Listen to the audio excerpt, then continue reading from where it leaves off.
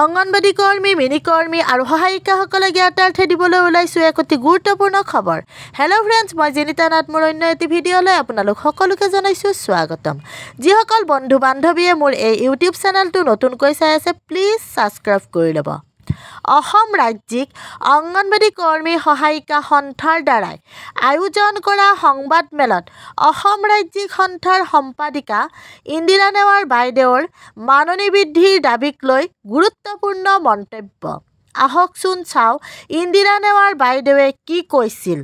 অসম ৰাজ্যিক অঙ্গনবাড়ী কৰ্মী সহায়িকা সন্থাই দীৰ্ঘদিন ধৰি মাননী বৃদ্ধিৰ প্ৰস্তাৱ লৈ আন্দোলনৰ পথত আছে। মাননী বৃদ্ধিৰ প্ৰস্তাৱটো সঞ্চালক মহোদয়ে যোৱা 23 চনৰ 12 অক্টোবৰ তাৰিখে চৰকাৰলৈ প্ৰেৰণ কৰিছে। সেই প্ৰস্তাৱটো আজিলৈকে কোনো চৰকাৰীভাৱে ঘোষণা কৰা নহ'ল। কোনো খা খবৰো অসম ৰাজ্যিক সন্থাই বা অঙ্গনবাড়ী কৰ্মী সহায়িকাই পোৱা নাই চৰকাৰী ফালৰ পৰা। কিন্তু সঞ্চালক মহোদয়ৰ তৰফৰ পৰা অসম ৰাজ্যিক সন্থাৰ নেতৃত্বক প্ৰায় 10 বাৰ পৰ্যন্ত আলোচনাত মাতিছে। যোৱা সময়ছোৱাত মাননী বৃদ্ধিৰ দাবীৰ ভিত্তিত সঞ্চালক মহোদয়ে কৈছে যে আপোনালোকৰ কাম চৰকাৰে পজিটিভলি লৈছে, আপোনালোকৰ মাননী বৃদ্ধি হ'ব। যোৱা সময়ছোৱাত গুৱাহাটী চচলত অসম ৰাজ্যিক সন্থাৰ নেতৃত্বত 21 দিনীয়া ধৰ্ণা কাৰ্যসূচী আৰম্ভ কৰিছিল মাননী বৃদ্ধিৰ বিষয়ক লৈ। ইন্দিৰা নেৱাৰ বাইদেৱে আৰু কয় যে আমাৰ কোনো ইচ্ছা নাছিল ৰাজপথত ওলাবলৈ। আমি মুখ্যমন্ত্ৰী মহোদয় আৰু অজন্তা নেওগ বাইদেউলৈ আমি বহুবাৰ স্মাৰক পত্ৰ প্ৰেৰণ কৰিছোঁ আৰু আলোচনা কৰিছোঁ। তাৰ ভিত্তিত আমি আজিলৈকে কিন্তু মাননী বৃদ্ধিৰ ঘোষণা নহ'ল। অসম ৰাজ্যিক অঙ্গনবাড়ী কৰ্মী সহায়িকা সন্থাই যোৱা নৱেম্বৰত সঞ্চালক মহোদয়ৰ আমন্ত্ৰণত আলোচনাত বহিলে। এই আলোচনাত সঞ্চালক মহোদয়ে কৈছে যে আপোনালোকৰ অৰ্থাৎ অঙ্গনবাড়ী কৰ্মী সহায়িকাসকলৰ মাননী বৃদ্ধিৰ প্ৰস্তাৱটো চৰকাৰৰ অহা বাজেটত উত্থাপন হ'ব আৰু আগন্তুক বাজেটত উত্থাপন হ'ব আৰু ঘোষণা হ'ব চৰকাৰীভাৱে।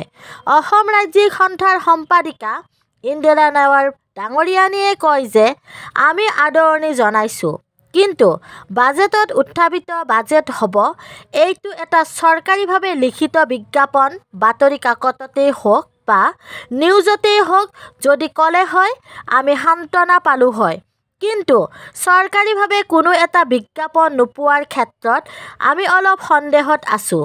সেইকাৰণে অসম ৰাজ্যিক সন্থাৰ হৈ ফেচবুক লাইভৰ মাধ্যমেৰে সঞ্চালক মহোদয়লৈ আৰু মুখ্যমন্ত্ৰী মহোদয়লৈ অনুৰোধ জনাইছোঁ যে তেখেতসকলে যাতে এই সোনকালে জাননীটো প্ৰকাশ কৰে অহা 20 ডিচেম্বৰৰ ভিতৰত।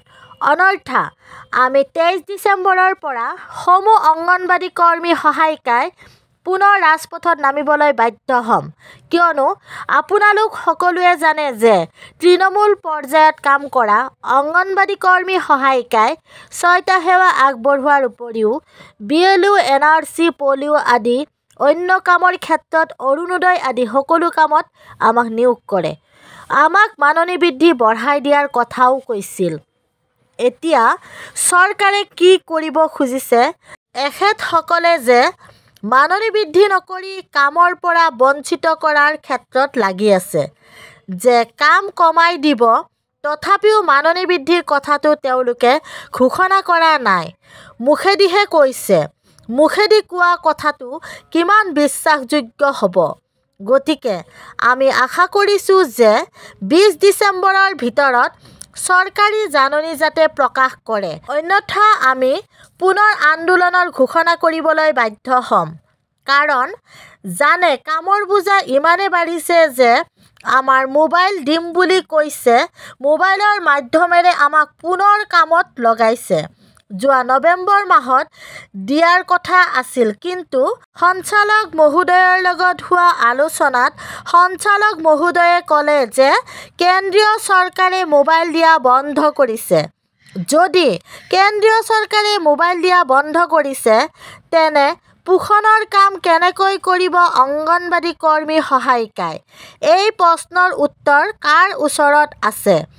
এগৰাকী মহিলাই এদিনত 102 টকা 50 পইচা হাজিৰা পায়, এনেকুৱা কোন দেশত আছে মুখ্যমন্ত্ৰী ডাঙৰীয়া? প্ৰশ্ন অংগনবাদী কৰ্মী সহায়িকাৰ হৈ অসম ৰাজ্যিক সন্থাৰ সম্পাদিকা ইন্দিৰা নেৱাৰ ডাঙৰীয়ানীৰ।